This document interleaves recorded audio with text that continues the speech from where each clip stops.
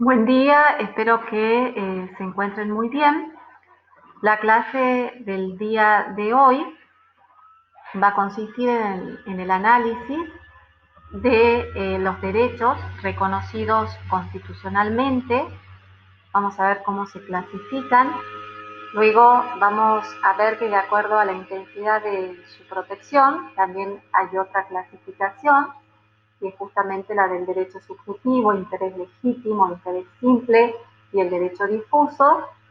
Y finalmente vamos a profundizar lo relacionado con el derecho colectivo o derecho de grupos. Vamos a ver cómo se clasifican y dentro de esta clasificación vamos a ubicar a los derechos difusos, a los derechos colectivos y a los derechos individuales homogéneos. Ante el reconocimiento constitucional de un derecho, su titularidad es inmediata. Sin embargo, se necesita de las garantías que le proporcionan seguridad, las que a veces están en la propia Constitución y otras en leyes procesales. E incluso puede ocurrir que no estén normativamente previstas. Pero ello no es capaz de enervar su vigencia, toda vez que la previsión constitucional de un derecho lo torna directamente operativo. La problemática de la eficacia de los derechos constitucionales reconocidos abarca las distintas clases de derechos, los de primera, segunda y tercera generación, según que hubieran surgido con el constitucionalismo liberal, social o el posterior a la Segunda Guerra Mundial. Veamos los de primera generación. Los de primera generación se asignan por lo común solo a individuos contra el Estado. Importan el afianzamiento de los valores de libertad, igualdad y propiedad propios de fines del siglo XVIII y comienzos del siglo XIX. Los segundos, es decir, los de la segunda generación, son derechos concedidos principalmente a los trabajadores y a los gremios. Se plantean no solo contra el Estado, sino también contra otros sujetos como los empleadores. Estos derechos surgen en el siglo XX y los valores esenciales son la igualdad y la solidaridad. Los derechos de tercera generación están en cabeza de personas, grupos, se diría que la sociedad misma. Es decir, que no está muy delimitado el sujeto titular y el valor predominante es la dignidad humana con nuevas variables de aplicación como la tutela del ambiente y al consumidor. Ahora bien, según la intensidad de su protección, los derechos se clasifican tradicionalmente en derecho subjetivo, interés legítimo, interés simple y derecho difuso. El derecho subjetivo implica la predeterminación normativa de la conducta humana imperativamente protegida. Genera un interés propio que habilita para exigir una determinada prestación. Es el caso, por ejemplo, en donde dos o más partes celebran un contrato y esas partes están obligadas a una prestación, que por supuesto está predeterminada de acuerdo a lo convenido. En el interés legítimo hay una concurrencia de individuos a quienes el orden jurídico otorga una protección especial por tener un interés personal y directo en la impugnación del acto. El interés debe ser de un círculo definido y limitado de individuos, de modo personal y directo. A modo de ejemplo, es lo que sucede en los casos de procedimientos de selección, por ejemplo, en una licitación pública. En cambio, el interés simple es el que no pertenece a la esfera de las necesidades o conveniencias particulares del titular, sino solo a las de las necesidades y conveniencias públicas.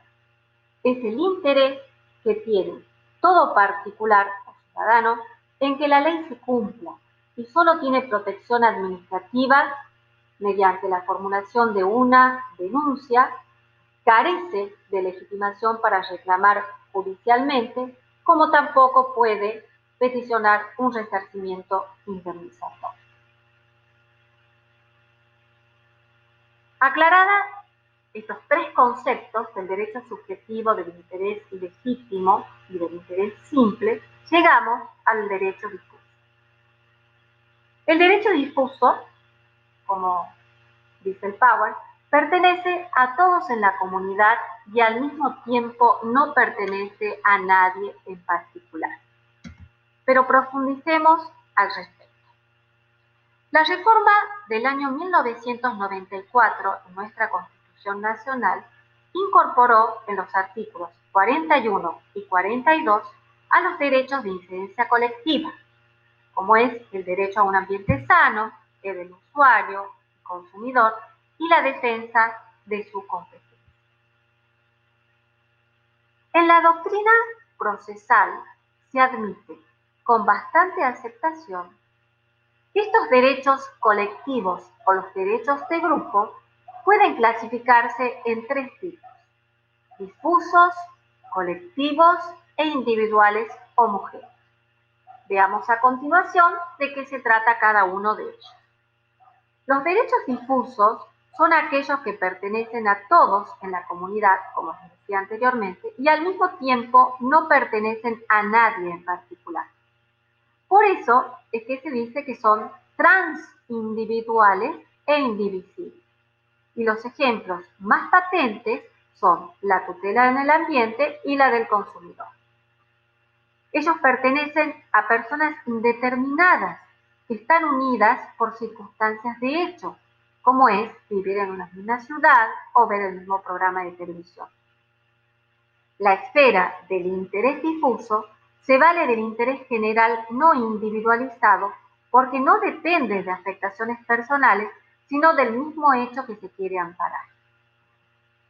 Por eso es que se sostiene que se trata de derechos metaindividuales e indivisibles, y son los que no reconocen un vínculo jurídico entre las personas pertenecientes al grupo que defienden esos intereses, sino que solamente se identifican entre sí por circunstancias de hechos contingentes y variables, como es pertenecer a la misma región o al mismo barrio, participar en ciertos emprendimientos y o consumir determinados productos. Thomas Hutchinson afirma al respecto que los intereses difusos pertenecen a un grupo indeterminado o prácticamente de difícil o imposible determinación, cuyos intereses tampoco se encuentran vinculados por una relación jurídica concreta y se refieren a un bien indivisible, pues es insusceptible de división en notas o fracciones adjudicables a cada uno de los interesados. Y esto es así. Imagínense ustedes que nadie es dueño del aire en general, ni tenemos fracciones en cuanto al aire. ¿Eso qué significa? Que todos somos dueños del aire que respiramos y al mismo tiempo nadie es dueño en particular, porque no podemos dividir en fracciones el aire que respiramos.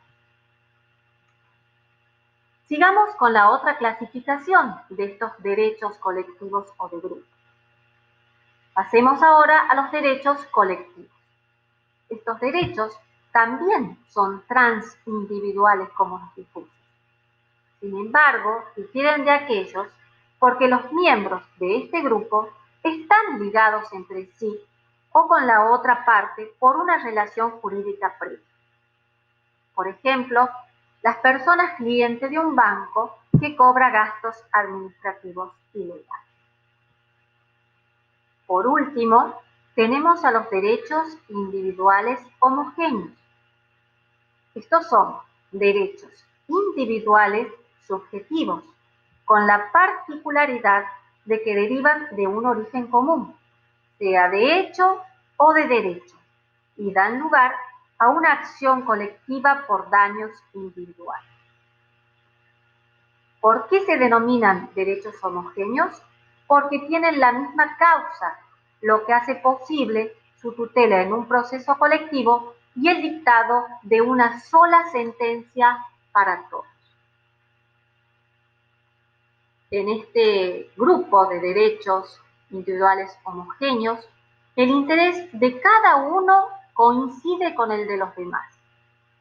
Un ejemplo de este modelo de acción colectiva se produce con las demandas de amparo deducidas por el llamado corralito financiero. Ahora bien, es de destacar que con relación a esta clasificación que acabamos de analizar, la Corte Suprema de Justicia de la Nación, en la causa Alavi Ernesto contra Poder Ejecutivo Nacional, Ley 25.873 y Decreto Reglamentario 1563 del 2004 sobre amparo, Ley 16.968, identificó tres categorías de derechos: los individuales, por un lado, los derechos de incidencia colectiva que tienen por objeto bienes colectivos y, en tercer lugar, derechos de incidencia colectiva referentes a intereses individuales homogéneos. Según el alto tribunal, los últimos dos tipos encuadran en la noción de derechos de incidencia colectiva receptada por el artículo 43 de nuestra Constitución Nacional. Veamos ahora en esta parte de la clase los aspectos más relevantes de este fallo Alavi. La causa se inició por la demanda de un particular, el señor Alavi, que además es abogado, en la que pidió se declare la inconstitucionalidad de la Ley 25.873 y la de su decreto reglamentario, porque consideró que al disponer la intervención de las comunicaciones sin determinar en qué casos y con qué justificativo, se estaba violando el derecho de privacidad en su condición de usuario o consumidor y el derecho a la confidencialidad en su condición de abogado. Entonces, como les decía, este señor, el actor Ernesto Alavi, es el abogado que promueve esta acción de amparo contra la Ley 25.873, modificatoria de la Ley de Telecomunicaciones 19.791. Es en razón de esta modificación que el Ejecutivo dicta el decreto 1563, en donde se incluye el concepto de telecomunicaciones al tráfico de datos por Internet. La ley 25.873, muchas veces llamada ley espía, básicamente decía tres cosas. Primero, que las telefónicas debían disponer de los medios para que las comunicaciones sean interceptadas a requerimiento del Poder Judicial y del Ministerio Público. En segundo lugar, que debían conservar por 10 años los registros de llamadas o conexiones. Y en tercer lugar, que el Estado se hacía responsable por los eventuales daños y perjuicios derivados de todo. ¿Qué hace entonces el actor? El señor Alavi plantea sus agravios alegando violación de sus derechos a la privacidad y a la intimidad, justamente en su condición de usuario, a la par que menoscaba el privilegio de confidencialidad que como abogado ostenta en las comunicaciones con sus clientes. En primera instancia, la justicia habilitó la competencia aun cuando la ley no se estaba aplicando por propia decisión del Ejecutivo, que en realidad había postergado la entrada en vigencia de la reglamentación. Sin embargo, con buen criterio, la justicia asumió que la sola vigencia de la ley implicaba que no era una cuestión abstracta.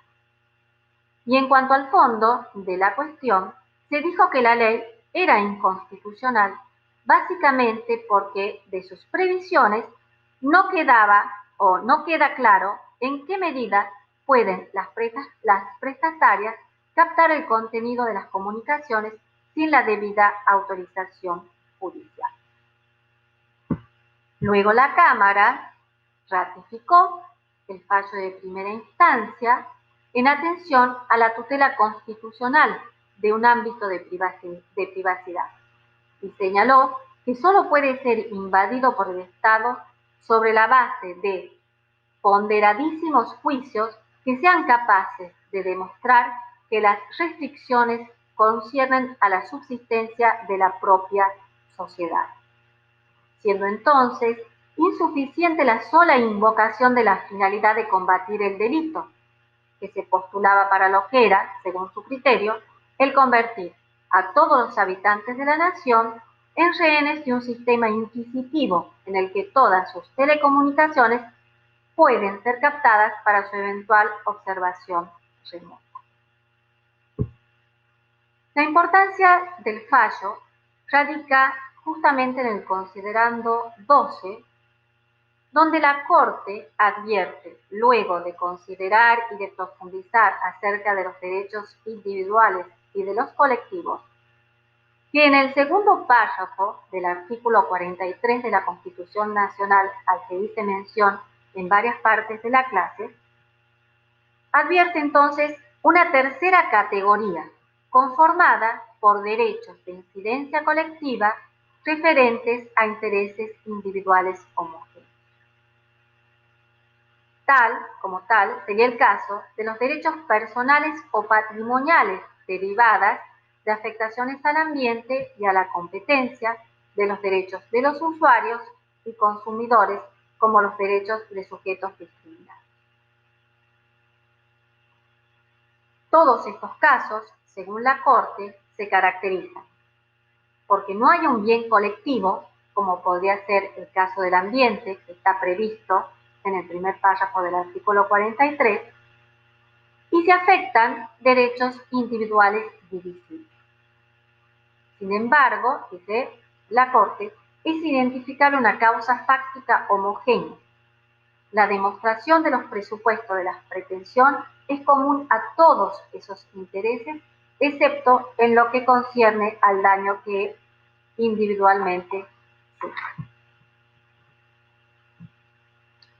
En todos los mencionados casos, continúa la sentencia y establece que hay una homogeneidad fáctica y normativa que lleva a considerar razonable la realización de un solo juicio con efectos expansivos de la cosa juzgada en el servicio, salvo en lo que hace a la prueba del daño.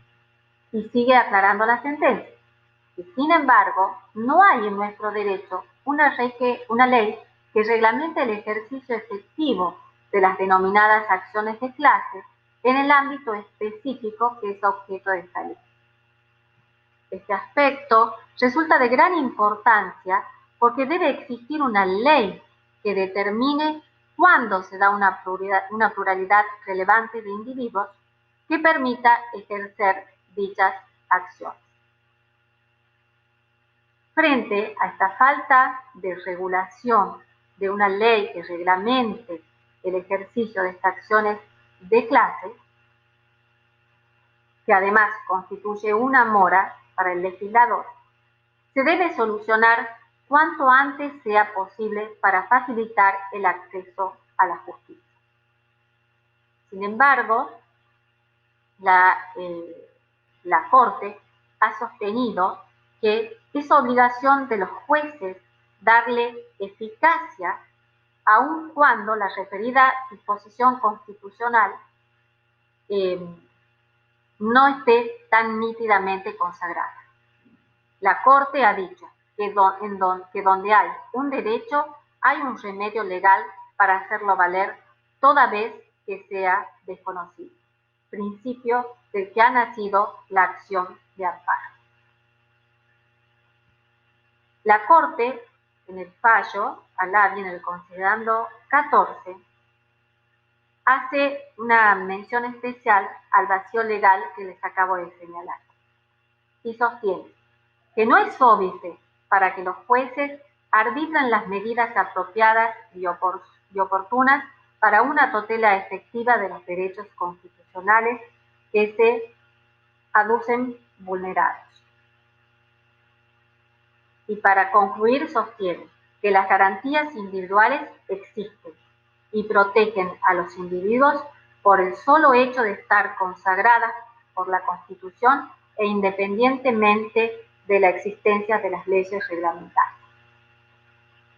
Bueno, con esto he terminado la primera parte de esta clase que está prevista en la unidad número 5.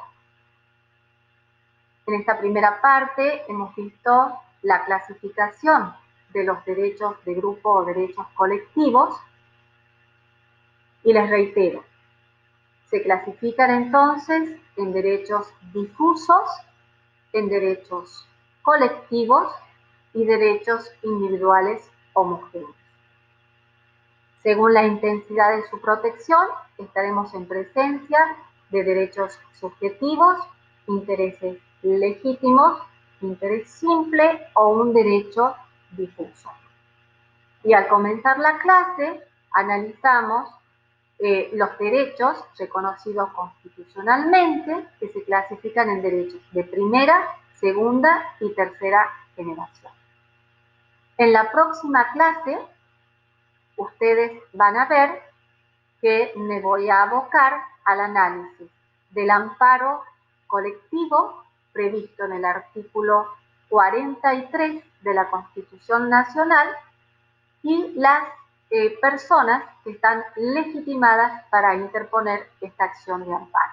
Pero para pasar al análisis de esta acción de amparo colectivo, era necesario que ustedes comprendan de qué se tratan los derechos de grupos o derechos colectivos. Espero que haya quedado claro y ante cualquier duda no duden en consultar. Que tengan muy buenos días. Gracias.